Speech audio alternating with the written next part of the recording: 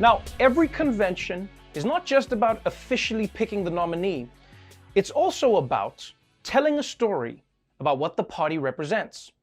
And from the get-go last night, it was clear that the Democrats were trying to portray themselves as the party of diversity, unity, and also patriotism. The show kicked off with people of every race, ethnicity, and gender reciting the Constitution, then the Pledge of Allegiance, and then singing the national anthem, after which they were ominously trapped inside an American flag. I'm assuming the only way to set them free is by electing Joe Biden as president. I think that's how the spell works, right? And I mean, it's clear why the Democrats have to lay the patriotism on so thick.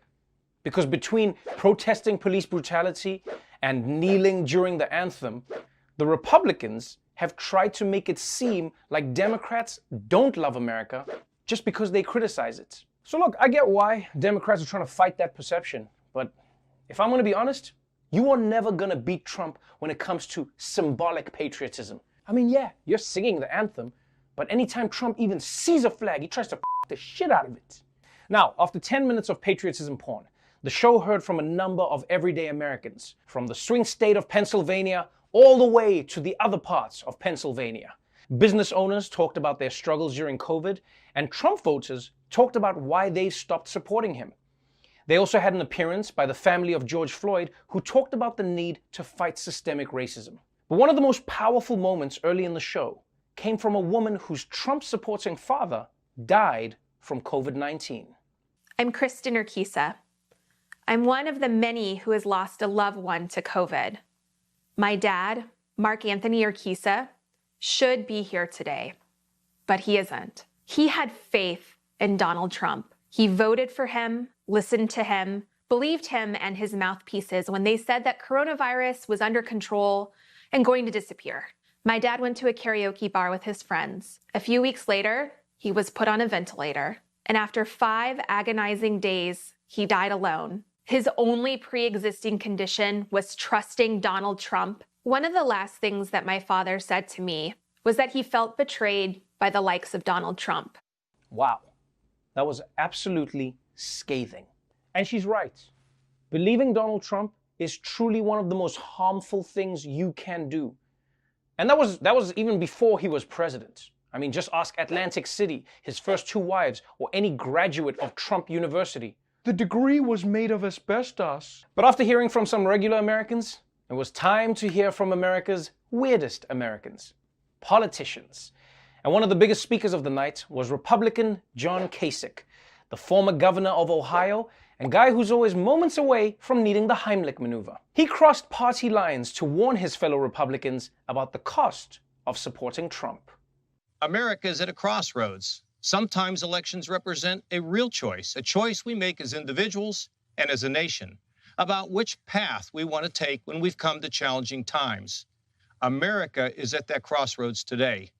The stakes in this election are greater than any in modern times. Many of us have been deeply concerned about the current path we've been following for the past 4 years.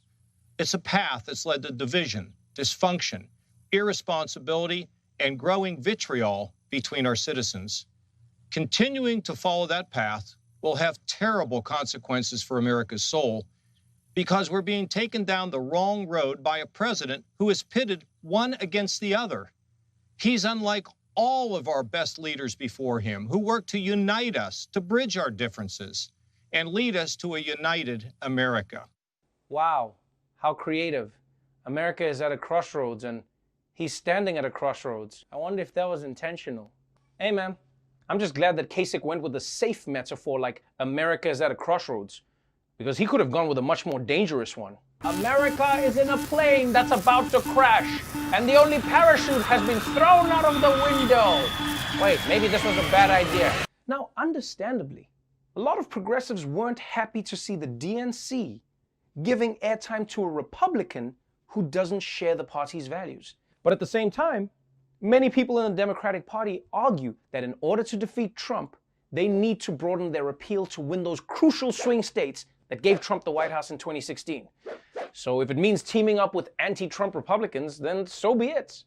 And you know what this kind of reminds me of? It reminds me of Godzilla. Like, you remember how we hated Godzilla, right? Because he loved smashing our shit. But then Ghidorah showed up. And he didn't want to just smash our shit, he wanted to destroy the entire planet. So then as humans, we had to team up with Godzilla to take out Ghidorah. And who would have ever thought we'd be with Godzilla? We gave him a speaking slot at the convention, but it was worth it because he smashes shit, but we've got a planet. I'm sorry, I've been watching too many weird movies during quarantine. But don't get it twisted.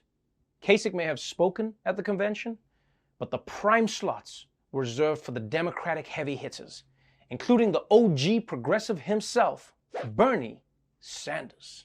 Together, we must build a nation that is more equitable, more compassionate, and more inclusive.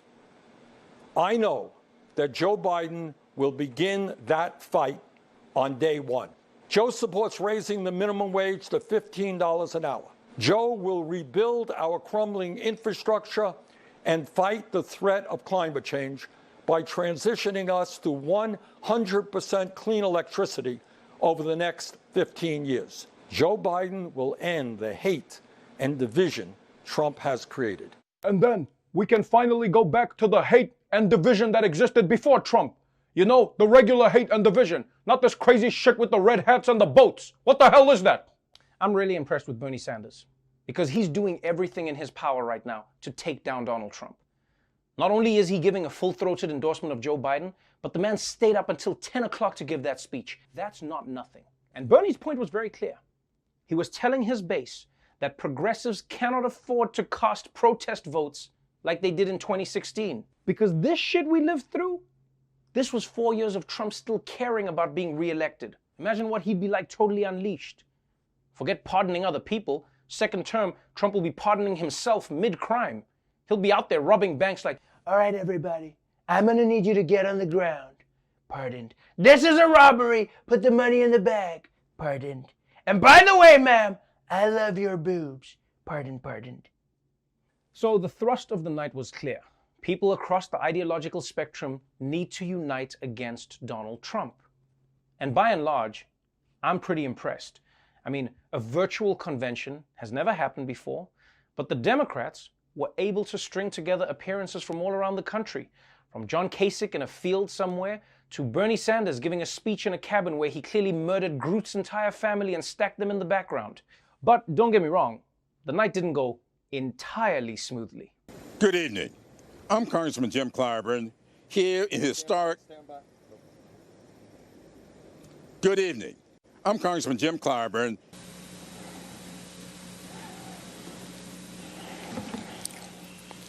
Hello, America. The price of failure is just too great to imagine.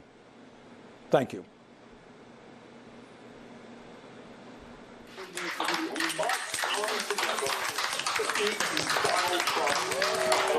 Oh, I see what's going on here. This was smart of the Democrats, trying to make it seem like they have the same embarrassing tech issues as regular Americans. Very relatable. And you gotta feel bad for Bernie Sanders, man. An awkwardly timed applause can ruin any speech, no matter how good it is. Ask not what your country can do for you. Ask what you can do for your country.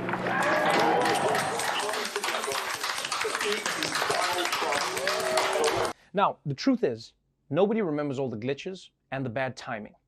Because all anybody was talking about today was the Democrats' closer, former First Lady and walking vision board, Michelle Obama. I understand that my message won't be heard by some people. We live in a nation that is deeply divided, and I am a Black woman speaking at the Democratic Convention. But enough of you know me by now. You know that I tell you exactly what I'm feeling. You know I hate politics. But you also know that I care about this nation. More than 150,000 people have died, and our economy is in shambles because of a virus that this president downplayed for too long. Donald Trump is the wrong president for our country. He has had more than enough time to prove that he can do the job, but he is clearly in over his head. He cannot meet this moment. He simply cannot be who we need him to be for us. It is what it is. Oof. That was ice cold. And what made it even more devastating was that Michelle Obama wasn't angry. She wasn't yelling. She just stated Trump's complete failure as a president as an obvious fact. You know, it's the difference between your mom screaming at you and your mom just casually sipping a coffee and going, well, not all kids can be winners.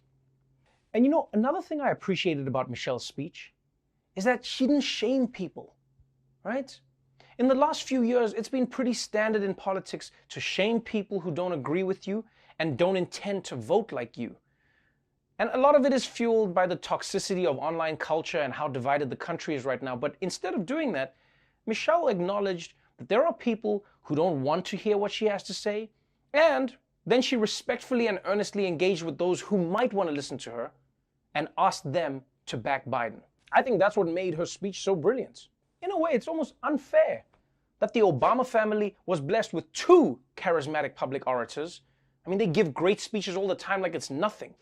And then you've got Trump, who acts like he's discovering the English language as he speaks. And so we have these accomplishments and accomplishments. So true. What a word.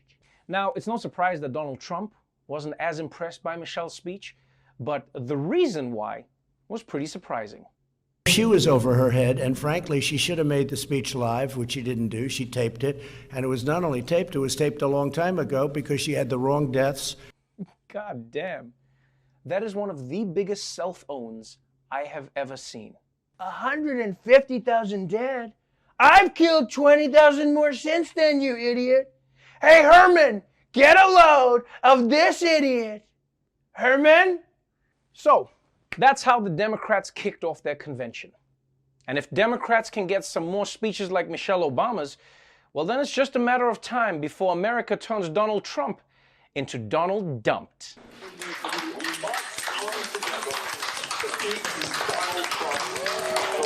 Oof, tough room.